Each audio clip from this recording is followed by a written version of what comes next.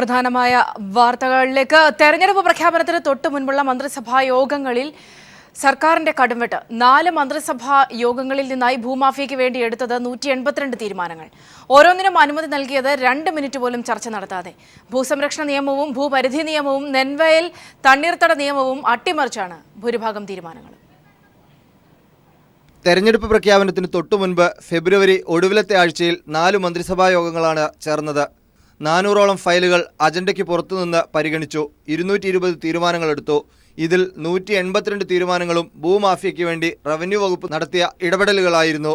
കഴിഞ്ഞ ദിവസം പുറത്തുവന്ന സന്തോഷ് മാധവന് ഭൂമി പതിച്ചു നൽകാനുള്ള വിവാദ തീരുമാനം ഫെബ്രുവരി 26 മന്ത്രിസഭായോഗ തീരുമാനമാണ് എടുത്തത്. മാർച്ച് 2 സർക്കാർ ഉത്തരവ് പുറത്തിറങ്ങി. 1600 കോടി നിക്ഷേപവും 20 കോടി തൊഴിലവസരവുമുള്ള പദ്ധതിയായതിനാലാണ് ഭൂപരിധി നിയമത്തിൽ ഇളവ് നൽകുന്നതെന്നാണ് വിശദീകരണം. എന്നാൽ 127 ഏക്കർ നെൽവയലാണ് നികത്തുന്നതെന്ന കാര്യം മറച്ചുവെക്കപ്പെട്ടു. 2008 നെൽവയൽ തണ്ണീർത്തട സംരക്ഷണ നിയമമനുസരിച്ച് വയൽ നികത്താൻ മന്ത്രിസഭയ്ക്ക് അനുമതി നൽകാനാകില്ല. വിവാദ സന്യാസി സന്തോഷ് മാധവൻ ബിനാമി ഇടപാടിൽ വാങ്ങിക്കൂട്ടിയ ഭൂമിയാണെന്ന പോലീസ് റിപ്പോർട്ടും മറച്ചുവച്ചാണ് അടിയന്തര പ്രാധാന്യത്തോടെ ഉത്തരവിറക്കിയത്. സമാനമായ രീതിയിൽ കരുണ എസ്റ്റേറ്റിന്റെ 833 ഏക്കർ ഭൂമിക്ക് കരമൊടുക്കാൻ നൽകിയ അനുമതി, മെത്രാൻ കായൽ നികത്തൽ, കടമക്കുടി നിലനികത്തൽ, വൈക്കത്ത് ചെമ്പിൽ 127 ഏക്കർ നിലനികത്തൽ, ഇടുക്കിയിലെ പീരുമേടിൽ ഹോപ്സ് പ്ലാന്റേഷന് 728 ഏക്കർ ഭൂമിക്ക് അംഗീകാരം നൽകൽ തുടങ്ങിയ തീരുമാനങ്ങളെല്ലാം ഫെബ്രുവരി അവസാന ആഴ്ചയിലെ മന്ത്രിസഭാ യോഗങ്ങളിലായിരുന്നു. 182 തീരുമാനങ്ങളിലൂടെ 2500ഓളം ഏക്കർ ഭൂമി പതിച്ചു നൽകിയതായാണ് പുറത്തുവരുന്ന വിവരം. പദ്ധതികൾ സംബന്ധിച്ച ഫയലുകൾ അതീവ രഹസ്യമായി സൂക്ഷിക്കാനും ഉദ്യോഗസ്ഥർക്ക് സർക്കാരിന്റെ നിർദ്ദേശമുണ്ട്. News bureau, Thiruvananthapuram. കാസർഗോഡ് ജില്ലയിൽ നിയമവിരുദ്ധമായി വിറ്റ സർക്കാർ ഭൂമിക്ക് നിയമസാധുത നൽകി റവന്യൂ വകുപ്പിന്റെ ഉത്തരവ്.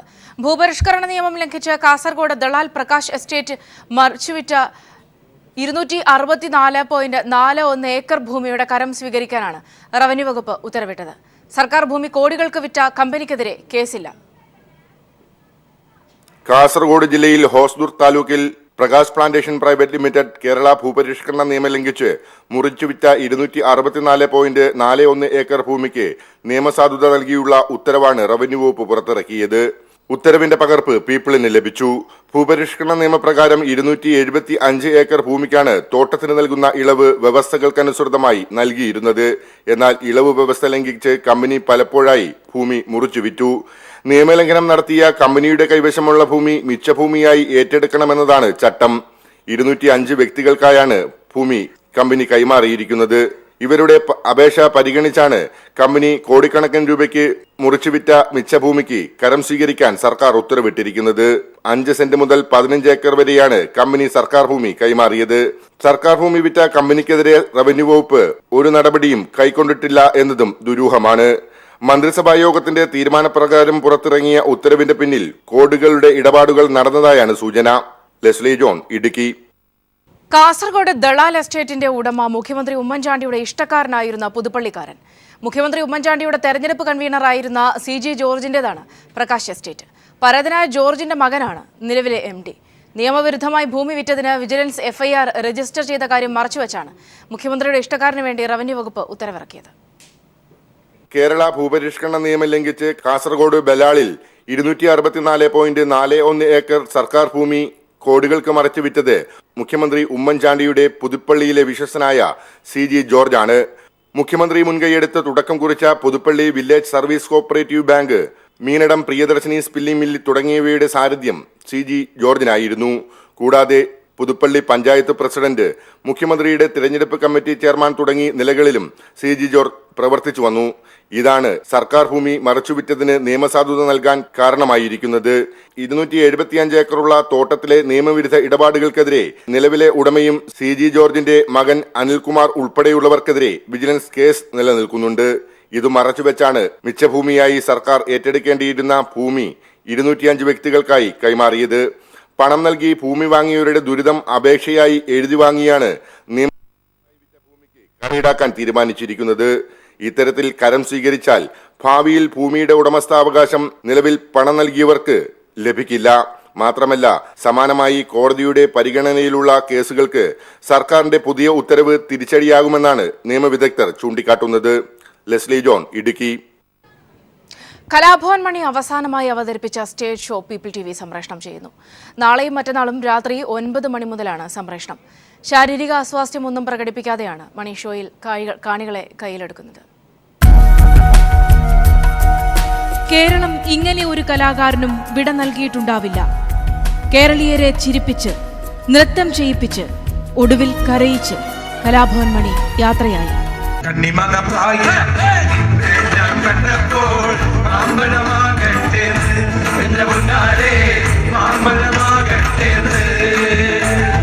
മണിനാദം നിലച്ചിട്ടില്ല, മാഞ്ഞിട്ടില്ല. കലാഭവൻ മണിയുടെ അവസാന സ്റ്റേജ് പ്രോഗ്രാം പീപ്പിൾ TV സംപ്രേഷണം ചെയ്യുന്നു. മാർച്ച് 24, 25 തീയതികളിൽ രാത്രി 9 മുതൽ.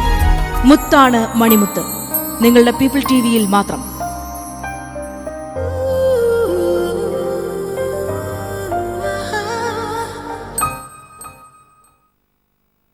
കലാഭവൻ മണിയുടെ ശരീരത്തിൽ കീടനാശിനിയുടെ അംശമില്ലായിരുന്നുവെന്ന് ആവർത്തിച്ച് കൊച്ചി അമൃത ആശുപത്രിയുടെ റിപ്പോർട്ട്. മരണവുമായി ബന്ധപ്പെട്ട പോസ്റ്റ്മോർട്ടത്തിന്റെ പൂർണ്ണ റിപ്പോർട്ട് പോലീസിന് കൈമാറി. കരൾ രോഗവും കിഡ്നിയുടെ തകരാറുമാണ് മരണകാരണമെന്ന് റിപ്പോർട്ടിൽ പറയുന്നു. പോലീസ് ഡോക്ടർമാരുടെയും ലാബ് ജീവനക്കാരുടെയും മൊഴിയെടുത്തു. കലാഭവൻ മണിയുടെ പോസ്റ്റ്മോർട്ടത്തിന്റെ പ്രാഥമിക കണ്ടെത്തലുകൾ ആവർത്തിച്ചാണ് പൂർണ്ണ റിപ്പോർട്ട് അന്വേഷണ സംഘത്തിന് കൈമാറിയത്. കരൾ രോഗം മൂർച്ഛിച്ചതും ആന്തരിക രക്തസ്രാവവും വൃക്കരോഗവും മരണത്തിന് കാരണമായി. കരൾ ഗുരുതരാവസ്ഥയിലായിട്ടും വലിയ അളവിൽ ബിയർ ഉപയോഗിച്ചത് ആരോഗ്യസ്ഥിതി മോശമാക്കി. മരണസമയത്ത് കരളിൽ വെള്ളം കെട്ടുന്ന അവസ്ഥയിലായിരുന്നു.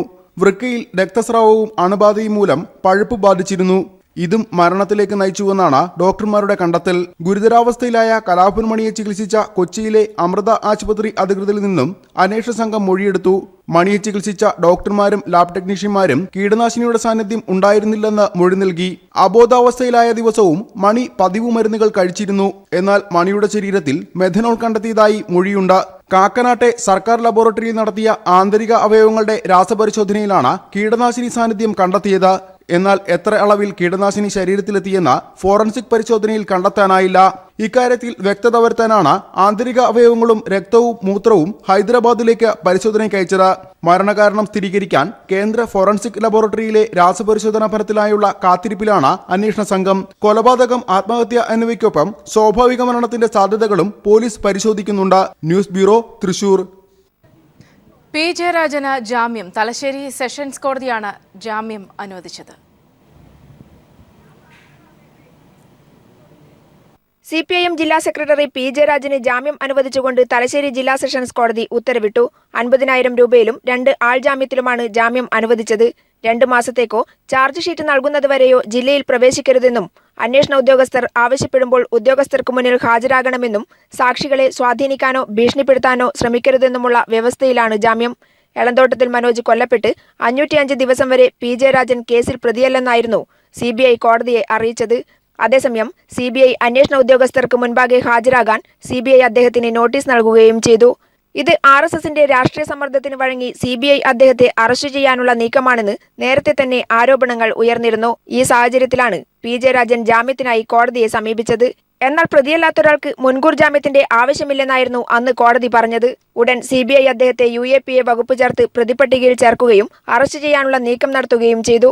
ഇതിനിടെ RSSന്റെ കണ്ണൂരിൽ നടന്ന ചിന്തൻ ബൈഠക്കിൽ പങ്കെടുക്കാനെത്തിയ മോഹൻ ഭാഗവത് അടക്കമുള്ള RSS നേതൃത്വം രാജ്നാഥ് സിംഗുമായി ചേർന്ന് നടത്തിയ രാഷ്ട്രീയ ഗൂഢാലോചനയുടെ ഭാഗമായി നടന്നതാണ് പി ജയരാജനെ കേസിൽ പ്രതി ചേർത്തതെന്ന് തെളിയിക്കുന്ന RSS നേതൃത്വത്തിന്റെ കത്തും പുറത്തുവന്നു.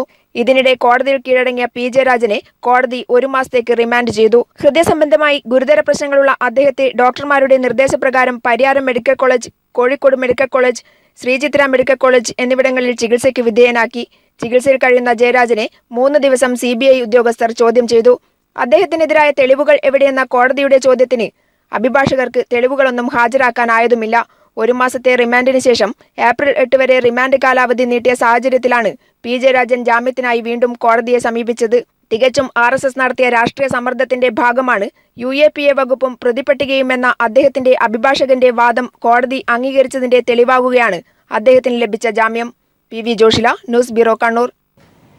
തെരഞ്ഞെടുപ്പ് കാലത്ത് പി ജയരാജനെ ജയിലിലടയ്ക്കാമെന്ന ഉമ്മൻചാണ്ടി സർക്കാരിന്റെ മോഹം പൊലിഞ്ഞുവെന്ന് CPIM സംസ്ഥാന സെക്രട്ടറി കോടിയേരി ബാലകൃഷ്ണൻ. ഉമ്മൻചാണ്ടി കുമ്മനം കൂട്ടുകെട്ടിനുണ്ടായ തിരിച്ചടിയാണിത്. കോടതിയിൽ പരിഹാസ്യമായ വാദമുഖങ്ങൾ അവതരിപ്പിച്ച് CBI നാണം കെട്ടു. മലർന്നു കിടന്ന് തുപ്പുന്നതുപോലെയായിരുന്നു CBIയുടെ വാദങ്ങൾ. RSSനെ തൃപ്തിപ്പെടുത്താൻ CBI കെട്ടിച്ചമച്ച കേസാണിതെന്നും കോടിയേരി ആരോപിച്ചു.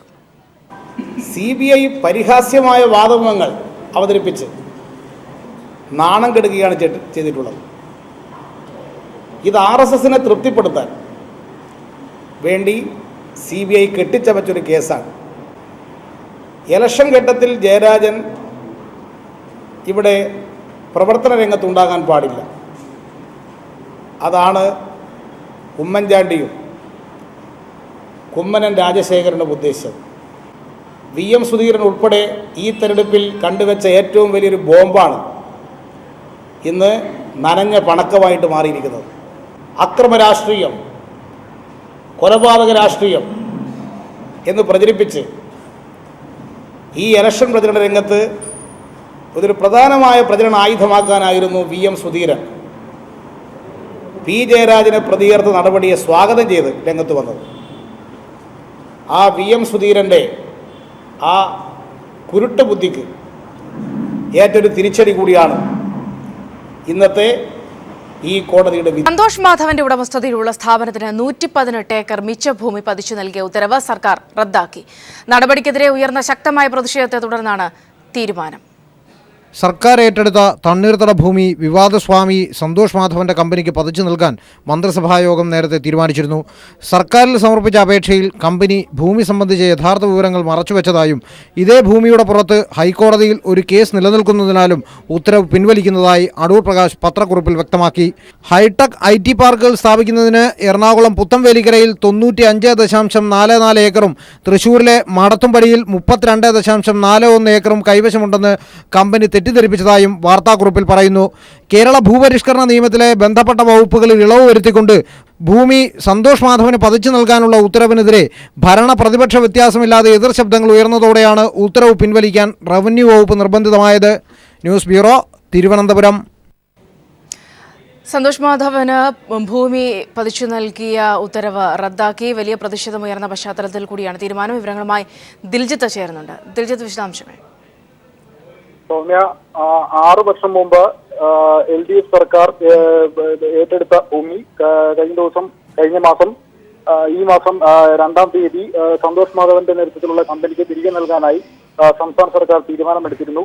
ഈ ഉത്തരവ് വിവാദമായ പശ്ചാത്തലത്തിലാണ് ഇപ്പോൾ ഉത്തരവ് റദ്ദാക്കിക്കൊണ്ടുള്ള തീരുമാനം വന്നിരിക്കുന്നത്. 118 ഏക്കർ വടക്കൻ പറവൂർ, അതുപോലെ തന്നെ തൃശൂർ ജില്ലയിലെ മാള എന്നിവിടങ്ങളിലായി 118 ഏക്കർ സ്ഥലമാണ് ഇത്തരത്തിൽ 2009 സർക്കാർ ഏറ്റെടുത്ത മിച്ചഭൂമിയായി പ്രഖ്യാപിച്ചിരുന്നത്.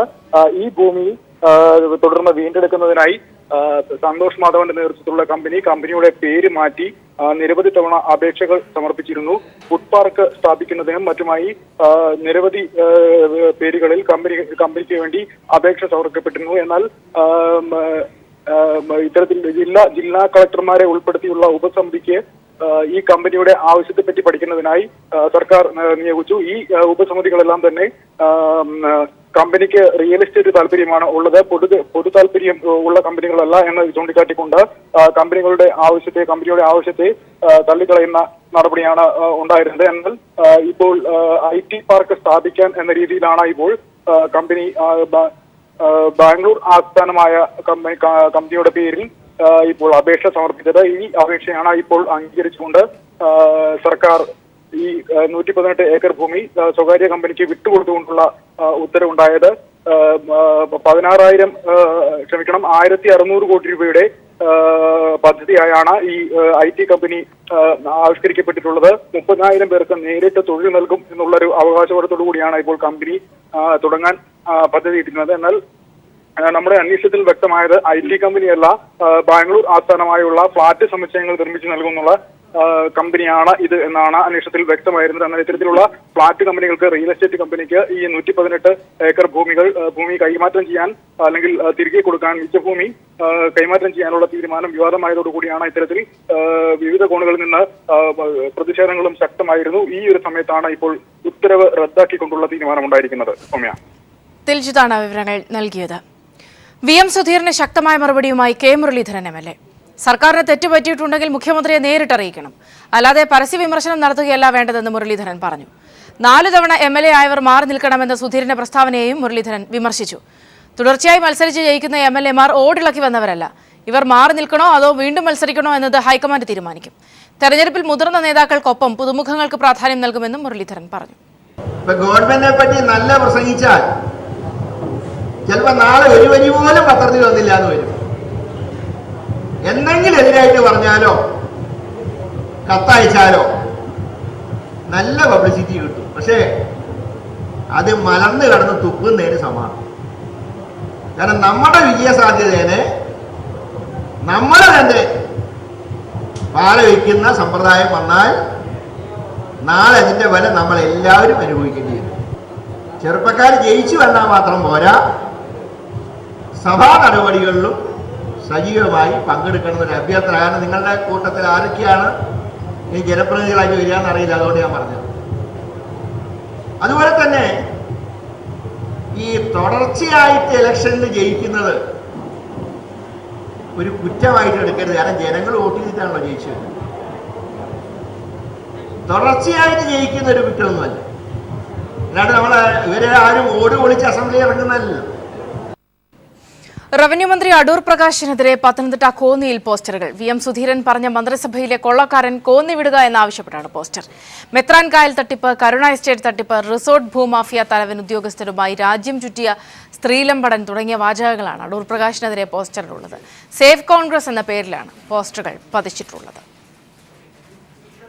തമിഴകത്തെ നിയമസഭാ തെരഞ്ഞെടുപ്പിൽ DMDK നേതാവ് വിജയകാന്ത് ഇടതുപക്ഷത്തോടൊപ്പം നിൽക്കും. ഇടതു പാർട്ടികൾ നേതൃത്വം നൽകുന്ന ജനക്ഷേമ മുന്നണിയുടെ മുഖ്യമന്ത്രി സ്ഥാനാർത്ഥിയാണ് വിജയകാന്ത്. കരുണാനിധിയുടെ DMK-യും BJP-യും കിണഞ്ഞു ശ്രമിച്ചിട്ടും പിടികൊടുക്കാതെയാണ് വിജയകാന്ത് ഇടതു പാളയത്തിലെത്തിയത്. സംസ്ഥാനത്തെ മൊത്തം നിയമസഭാ മണ്ഡലങ്ങളിൽ 124 സീറ്റുകളിൽ DMK മത്സരിക്കും. വൈക്കോയുടെ MDMK, CPIM, CPI, VCK തുടങ്ങിയ പാർട്ടികളാണ് ജനക്ഷേമ മുന്നണിയിൽ ഉള്ളത്.